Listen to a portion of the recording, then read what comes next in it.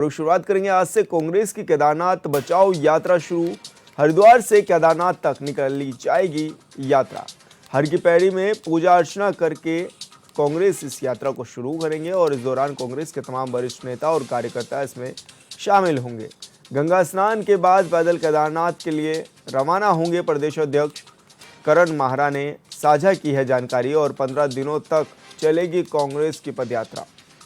तो बड़ी खबर आपको बता रहे हैं, जहां पर हरिद्वार से केदारनाथ तक पैदल यात्रा करेगी कांग्रेस और इस दौरान पहले गंगा घाट पर जाकर स्नान करेंगे और उसके बाद केदारनाथ तक के लिए पैदल ये यात्रा करेंगे। 15 दिनों की ये यात्रा होगी।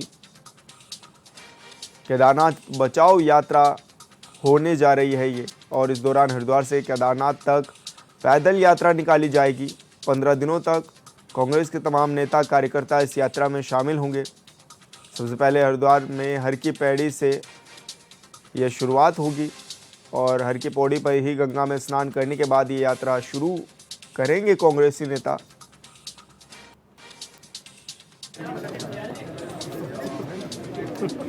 दिल्ली में जिस तरीके से केदारनाथ धाम ट्रस्ट का बेजा इस्तेमाल नाम का किया जा रहा है, लोगों को बरगलाया जा रहा है कि जो केदारनाथ नहीं जा सकते वो यहीं उनको पुण्य मिल जाएगा, मोक्ष मिल जाएगा, ये गलत है।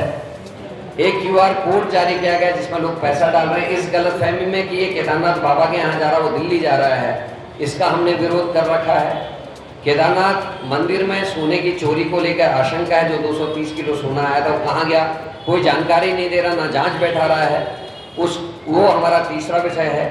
चौथा विषय है गर्भगृह के जो कानून नरेंद्र मोदी जी ने तोड़े। बीकेटीसी के अध्यक्ष शंकराचार्य जी पे तो टिप्पणी कर रहे हैं, लेकिन प्रधानमंत्री को एक नोटिस नहीं दे सके। उस विषय में उनसे हमने बातचीत होनी है।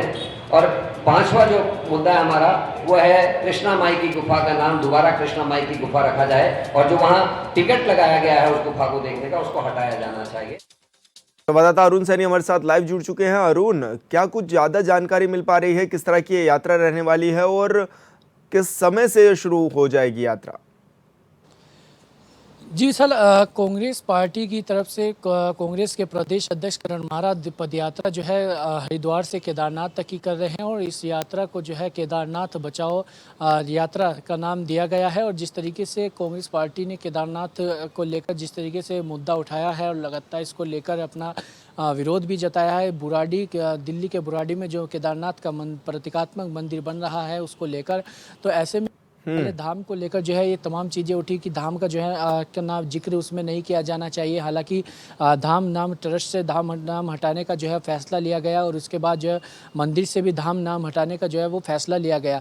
हालांकि कांग्रेस का जो तमाम अभी भी मुद्दे हैं वो चाहे 228 किलो सोने की जिस तरीके से चोरी की बात लगातार हो रही है और शंकराचार्य भी जो है 228 किलो सोने चोरी की जो है बात कर चुके हैं, उसकी जाँच की मांग कर चुके हैं। तो ऐसे में उसकी जाँच को लेकर कांग्रेस पार्टी ये यात्रा निकाल रही है और इसी के साथ साथ कृष्णमाई गुफा को लेकर भी जो है इसमें रखा गया है। और इसी के साथ साथ कई ऐसे मुद्दे हैं जिनको लेकर कांग्रेस पार्टी केदारनाथ में जो है ये हर की पौड़ी हरिद्वार से लेकर जो है केदारनाथ तक पदयात्रा कर रही है। आज ये पदयात्रा का शुभारंभ जो है हरिद्वार हर की पौड़ी से पूजा अर्चना के साथ ही प्रदेश अध्यक्ष करण माहरा करेंगे और उनके साथ करीब 80 पदाधिकारी पार्टी के ऐसे रहेंगे जो स्थायी रूप से उनके साथ पूरी यात्रा में चलेंगे। और यात्रा जो है ये आज से शुरू होकर करीब 5 अगस्त में जो है यात्रा वो केदारनाथ पहुंचेगी और वहां पर जो है पूजा अर्चना के साथ यात्रा का समापन होगा।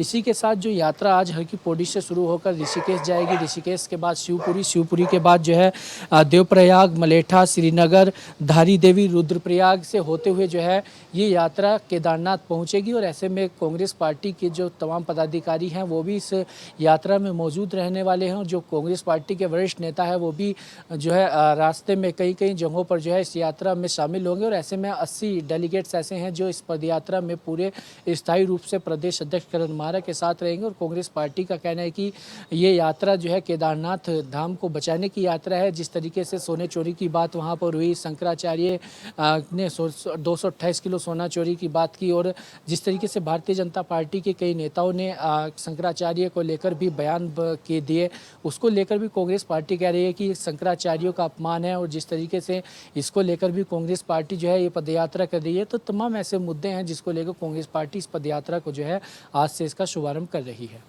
अरुण, जिस तरह से देखा जा रहा है कि जो ये पदयात्रा है, ऐसे में क्योंकि राज्य सरकार ने भी एक नोटिस जारी किया था या कह सकते हैं एक आदेश जारी किया था और उसमें साफ तौर पर कहा गया था कि केदार, बद्री और जो धामों के नाम है उसका कोई इस्तेमाल नहीं कर पाएगा। तो फिर जब ये इस तरह के आदेश हो गए हैं उसके बाद भी क्यों ये ज़रूरत आन पड़ी है कि कांग्रेस के जो लीडर्स हैं वो इस पदयात्रा को करने जा रहे हैं और उसका नाम भी दे रहे हैं केदारनाथ बचाओ यात्रा? जी विशाल, देखिए बिल्कुल केदारनाथ यात्रा जो चल रही है कांग्रेस की, वो कांग्रेस प्रदेश अध्यक्ष ने इसकी बात कही कि केदारनाथ यात्रा वो करेंगे। उसके बाद जो है जब यात्रा की बात कांग्रेस पार्टी की तरफ से की गई, उसके बाद धामी मंत्रिमंडल की जो है बैठक हुई और मुख्यमंत्री पुष्कर सिंह धामी ने कैबिनेट बैठक में फैसला लिया कि केदारनाथ के नाम से जो है मंदिर, धाम के नाम से कोई भी जो है अन्य जगहों पर मंदिर नहीं बना सकेगा। लेकिन ऐसे में कांग्रेस पार्टी ये भी सवाल खड़े कर रही है कि जो कानून यहाँ पर बन रहा है, हालांकि अभी कानून जो है वो बनाया गया, लेकिन उसका मसौदा क्या होगा, क्या कुछ चीज़ें उसमें रखी जाएंगी, ये अभी तक कुछ जो है वो डिसाइड नहीं हुआ, ना ही कोई कानून ऐसा वो आया है। अभी इसकी कैबिनेट में फैसला लिया गया है कि एक ऐसा कानून आया और ऐसे में कोई भी इसका जो है नाम वो अन्य जगहों पर जो है कॉपी नहीं कर पाएगा। लेकिन इसका मसौदा क्या होगा, किस तरीके की चीज़ें इस कानून में रखी जाएंगी, वो अभी कहीं कुछ नहीं आया। तो इसको लेकर भी कांग्रेस पार्टी यात्रा कर रही है, जिसके साथ ही पहले दिल्ली के बुराड़ी में मुख्यमंत्री पुष्कर सिंह धामी के द्वारा शिलान्यास किया गया।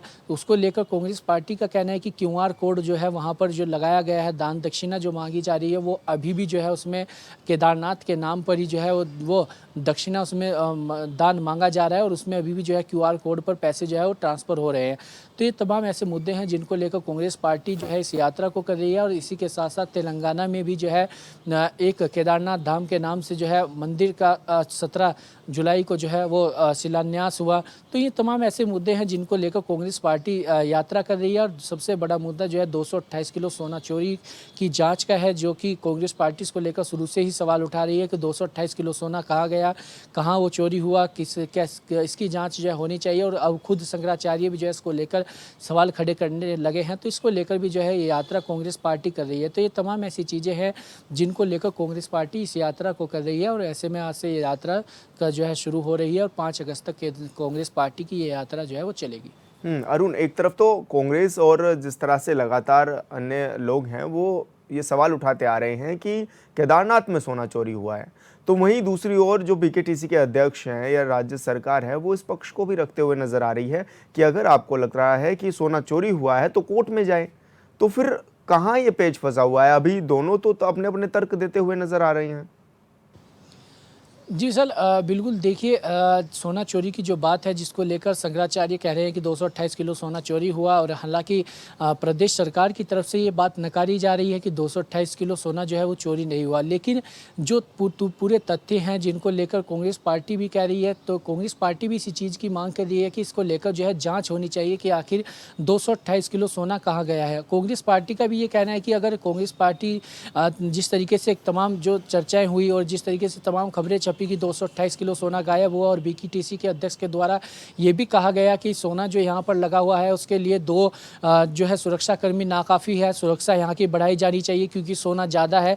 तो जब ऐसी चीज़ें सामने आई तो फिर उसके बाद ये तमाम चीज़ें नकारी क्यों जा रही है कि सोना इतना था। तो ये जाँच का विषय है और कांग्रेस पार्टी जो है इसकी जाँच की मांग कर रही है। और कांग्रेस पार्टी भी ये कह रही है कि अगर कोई आरोप निराधार है तो उसको लेकर प्रदेश सरकार भी जो है कोर्ट में जाए और उसको लेकर भी जो है जाँच बैठाई जाए अगर कोई जो है चीज़ें गलत है। और कांग्रेस पार्टी का ये भी आरोप सत्ता पक्ष पर है और बीकेटीसी के अध्यक्ष पर है कि जब इस तरीके की तमाम खबरें छप रही थी तब उसका खंडन क्यों नहीं किया गया, उस टाइम ये चीज़ें क्यों नहीं कही गई। तो ऐसे में तमाम चीज़ें हैं, ये सवाल है और ऐसे में जांच का विषय है। अगर इस पर जांच बैठती है, जांच के बाद ही पूरी परतें खुलेंगी कि आखिर 228 किलो सोना चोरी होने का राज क्या है। बिल्कुल अरुण, बहुत बहुत शुक्रिया आपका तमाम जानकारी साझा करने के लिए। और लखनऊ से बड़ी खबर, बजट में यूपी को 25,000 करोड़ से ज्यादा का बजट। यूपी को आम बजट में 3.63 लाख करोड़ रुपए आवंटित, 2.3 लाख करोड़ रुपए केंद्रीय कर और शुल्कों में भी हिस्सेदारी। ग्रामीण क्षेत्रों में लखपति दीदी बनाने की योजना को अब गति मिलेगी और साथ ही पीएम सूर्य घर मुफ्त बिजली योजना के तहत मिलेगा लाभ। यूपी के 20 लाख परिवारों को इस योजना से जोड़ा जा सकेगा। केंद्र साहित्य योजनाओं में यूपी को मिले 96,000 करोड़। केंद्रीय योजनाओं के लिए मिलेंगे 11,500 करोड़। विकसित भारत योजना के लिए यूपी को 14,000 करोड़। विशेष योजनाओं में यूपी को 17,939 करोड़। यूपी के करीब 2.62 लाख करोड़ ज्यादा किसानों को इसका लाभ भी मिलेगा। और प्रदीप आनंद श्रीवास्तव यूपी हेड हमारे साथ जुड़ चुके हैं। प्रदीप जी, जिस तरह से एक बजट में यह भी देखा गया है कि यूपी को काफी कुछ मिला है, किस तरह से देखा जा रहा है? और जैसे किसानों की भी बात आ रही है तो कितना खुश भी किसान नजर आ रहे हैं इससे? देखिए विशाल, जो कल बजट पेश किया है मोदी सरकार ने, मोदी सरकार का ये तीसरा कार्यकाल है और इसमें उत्तर प्रदेश की अगर बात करें, उत्तर प्रदेश में खासकर से किसानों के लिए बेहतर ऑप्शन दिया गया है, गृहिणियां हैं उनके लिए बेहतर ऑप्शन दिया गया है। इसके अलावा जो जीएसटी में जो एक बड़ा फेरबदल किया गया है जीएसटी लॉज में, उसमें उसको लेकर जो है मध्यम वर्गीय परिवार को काफी सहूलियत मिलेगी। इसके अलावा अगर बात करें तो युवाओं के लिए इस बार मोदी सरकार ने बेहतर जो है परफॉर्मेंस दिया है। बजट में उनके लिए एक अच्छा खाका जो है तैयार किया है। ओवरऑल अगर इस बजट की बात करें तो बजट से उत्तर प्रदेश में निश्चित रूप से जो विकास के रफ्तार हैं उनमें और गति मिलेगी और जो उत्तर प्रदेश में चौमुखी विकास हो रहे हैं उनमें केंद्रीय बजट का एक बहुत बड़ा योगदान रहेगा। तो निश्चित रूप से उत्तर प्रदेश का ये जो बजट उत्तर प्रदेश राज्य के लिए दिया गया है निश्चित रूप से बेहतर बजट है और इसकी जो चर्चा है वो आम जनता के जुबान पर भी है, लेकिन वही विपक्ष जो है वो पूरी तरह घेर रहा है। समाजवादी पार्टी, कांग्रेस पार्टी, इन लोगों का कहना है, मायावती ने एक्स से पोस्ट किया, इन लोगों का कहना है कि ये बजट जो है मजबूरी में जारी किया गया है और चुनाव को देखते हुए जारी किया गया है।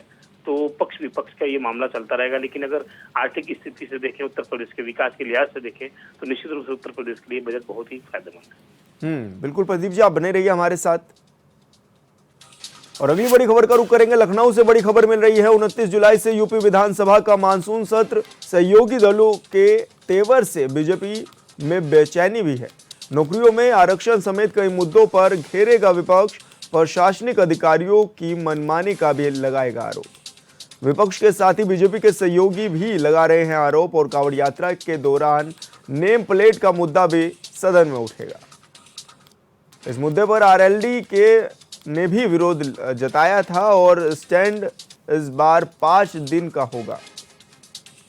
बड़ी खबर आपको बता रहे हैं, यूपी का मानसून सत्र होने जा रहा है, उसके लिए तमाम तैयारियां भी हैं और इस बार 5 दिन का मानसून सत्र होगा यूपी का। प्रदीप जी हमारे साथ लगातार बने हुए हैं। प्रदीप जी, 29 जुलाई से यूपी विधानसभा का मानसून सत्र शुरू होने जा रहा है, किस तरह की तैयारियां भी हैं और विपक्ष कौन कौन से मुद्दों को लेकर सरकार को घेरने का काम करेगा? देखिए विशाल, 29 तारीख से उत्तर प्रदेश विधानसभा का मानसून सत्र शुरू हो रहा है, जिसमें सत्ता पक्ष ने तो अपनी तैयारी पूरी कर ली है। अपने सभी जो सहयोगी दल हैं और जो विधानसभा से जुड़े हुए मेंबर हैं उनको जो है एक नोटिस जा चुका है कि आप 29 तारीख को सबको इस कार्रवाई में शामिल होना। लेकिन अगर हम विपक्ष की बात करें, देखिए उत्तर प्रदेश में विपक्ष काफी मजबूत है। समाजवादी पार्टी के रूप में एक मजबूत विपक्ष है और अखिलेश यादव चूंकि चले गए तो उसके पहले हो सकता है कि नेता प्रतिपक्ष का वही चुनाव जो है उत्तर प्रदेश में हो जाए, उसमें कोई दलित चेहरा या फिर चाचा जी, मतलब जो अखिलेश के चाचा जी हैं, उन पर समाजवादी पार्टी दाव लगा सकती है। अब बात करते हैं सदन की।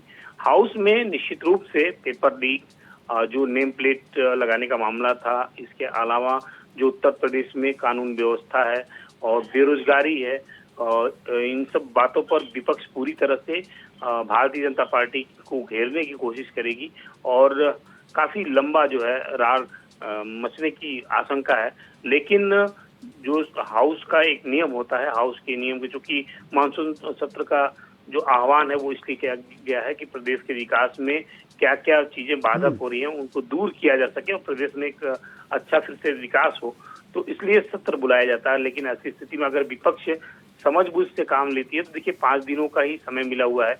अगर इन 5 दिनों में विपक्ष हो हल्ला करती है तो सदन चल नहीं पाएगा और हाउस जो है फिर बंद करना पड़ेगा।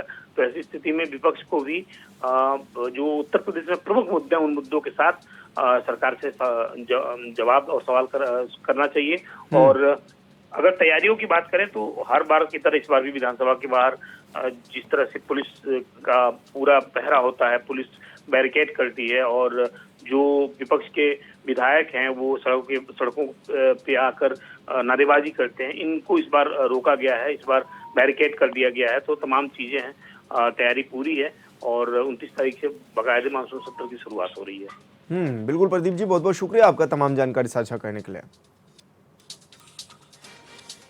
और उन्नाव से बड़ी खबर, जहरीली गैस की चपेट में आने से 2 युवकों की मौत। कुएं में गिरी बकरी को निकालने उतरे थे दोनों युवक। जिला अस्पताल में इलाज के दौरान दोनों युवकों की मौत हो गई है और पुलिस ने दोनों शवों को पोस्टमार्टम के लिए भी भेज दिया है। शफीपुर कोतवाली क्षेत्र के नौबतपुर गांव की यह घटना बताई जा रही है, जहां पर जहरीली गैस की चपेट में आने से 2 युवकों की मौत हो गई है।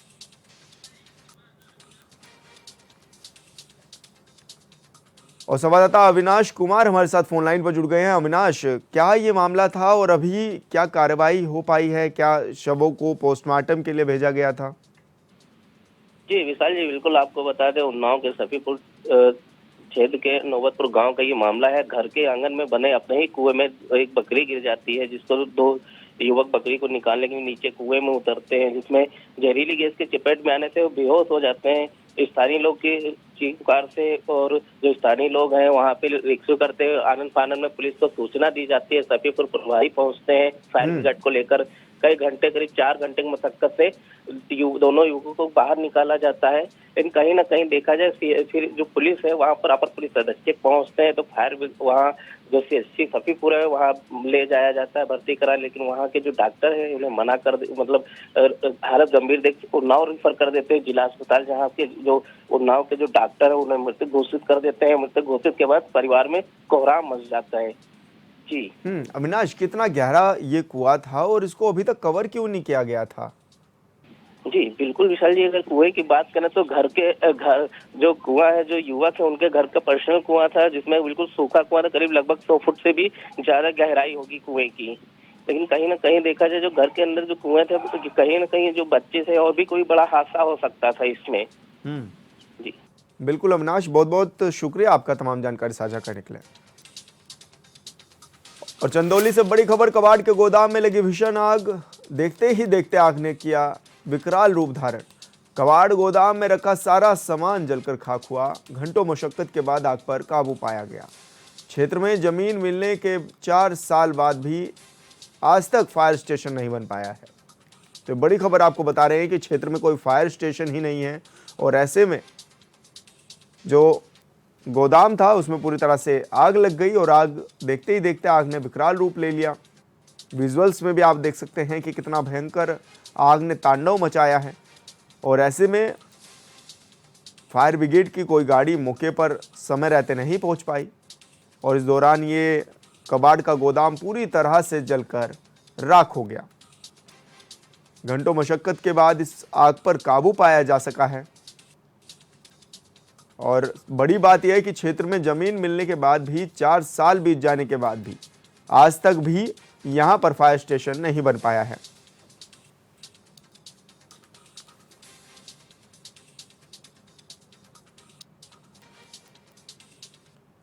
खबर गोंडा से है, जहां पुलिस और एसओजी टीम ने मुठभेड़ के दौरान 25,000 के इनामी आरोपी को गिरफ्तार किया है।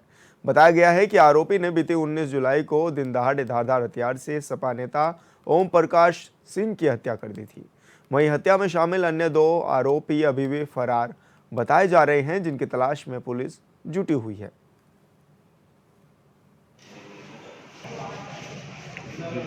एक ओम प्रकाश सिंह नाम के कुछ व्यक्तियों द्वारा रंजिशन और निर्मम हत्या कर दी गई थी, जिसके संबंध में थाना परसपुर पर सुसंगत धाराओं में अभियोग पंजीकृत किया गया है। उसमें पुलिस द्वारा त्वरित कार्रवाई करते हुए एक नामजद आरोपी चंदन सिंह को गिरफ्तार कर जेल भेजा जा चुका था।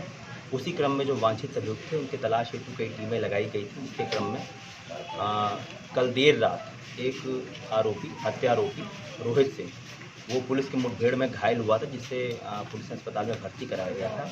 इसमें जो मुख्य हत्या आरोपी था लल्लन सिंह उर्फ उदय भान सिंह, इसके ऊपर इसकी गिरफ्तारी हेतु 25,000 रुपये का इनाम घोषित किया गया था।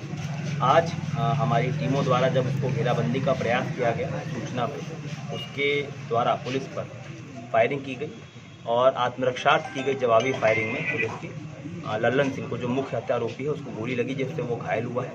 उसे इलाज हेतु जिला अस्पताल ले जाया गया है। उसके कब्जे से मोटरसाइकिल और अवैध तमंचा, खोखा, कारतूस पुलिस ने बरामद किया है और इस संबंध में थाना परसपुर द्वारा अग्रिम। बहराइच के नानपारा में 21 जुलाई को हुए युवतियों के साथ छेड़छाड़ और जानलेवा मामले में एसपी वृंदा शुक्ला ने बड़ी कार्रवाई करते हुए हमला करने वाले 9 आरोपियों को गिरफ्तार कर जेल भेज दिया है। वहीं इस पूरे मामले में लापरवाही बरतने के आरोप में कोतवाल को भी लाइन हाजिर कर दिया गया है। एक सब इंस्पेक्टर और 2 सिपाहियों को तत्काल प्रभाव से निलंबित किया गया है। बता दें कि 2 दिन पहले नानपारा के बोगवा इलाके में दिनदहाड़े युवतियों के साथ विशेष समुदाय के युवकों ने छेड़छाड़ की और जब युवतियों ने इसका विरोध किया तो धारदार हथियार से वार कर उन युवतियों को घायल करने का काम किया गया, जिसमें 3 युवतियां गंभीर रूप से घायल भी हो गई थी।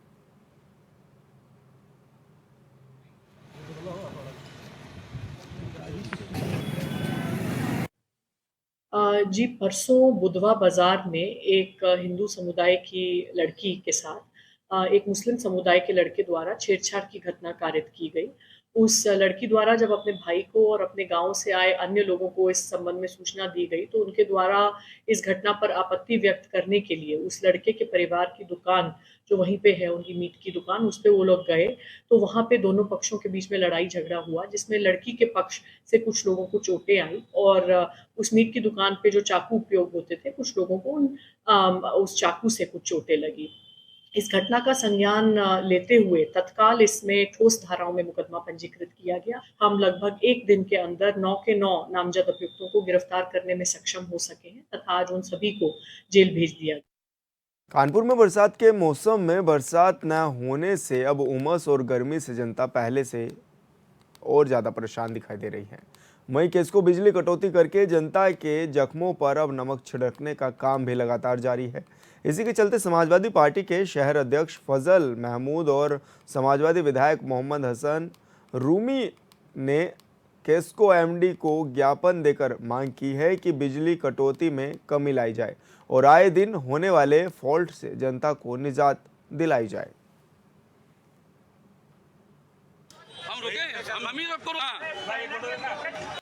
भाई, पूरे प्रदेश में जिस तरीके से बिजली की कटौती हो रही है और इस बरसात में लगातार ट्रांसफार्मर जल रहे हैं। आरडीएसएस की योजना में बताते हैं कि बहुत पैसा आया, बहुत ट्रांसफार्मर हैं, बहुत खम्भे हैं, लेकिन उसका उपयोग कहाँ हो रहा है ये नहीं मालूम। कानपुर शहर में लगातार घंटों हर जगह जिस तरीके से शहर में कटौती हो रही है, निश्चित रूप में हम लोग केस्को के अधिकारियों को, सरकार के मंत्रियों को चैन से बैठने नहीं देंगे और ख़ुद भी चैन से नहीं बैठेंगे जब तक बिजली की व्यवस्था चुस्त दुरुस्त नहीं होगी। इन सब बातों को लेकर समाजवादी पार्टी के सभी कार्यकर्ता नेताओं ने आज ज्ञापन दिया केस्को एमडी को कि समय रहते अगर ये सारी बिजली की व्यवस्था को सही नहीं किया गया तो एक बड़ा आंदोलन किया जाएगा। जो बिजली का समस्या सबसे वो है कि आज अघोषित बिजली काटी जा रही, रोज़ दाम पे दाम बढ़ रहे, नए मीटर लगा रहे, उसमें दाम बढ़े जा रहे। इसके खिलाफ समाजवादी पार्टी के एक कार्यकर्ता, एक नेताओं ने मिलकर आज यहाँ पे शांतिपूर्वक हम लोगों ने ज्ञापन दिया और आगे से मैंने 20 दिन का उनको समय दिया। 20 दिन बाद में अगर ये समस्या का समाधान नहीं हुआ तो हल्ला बोल आंदोलन इसी जगह हम लोग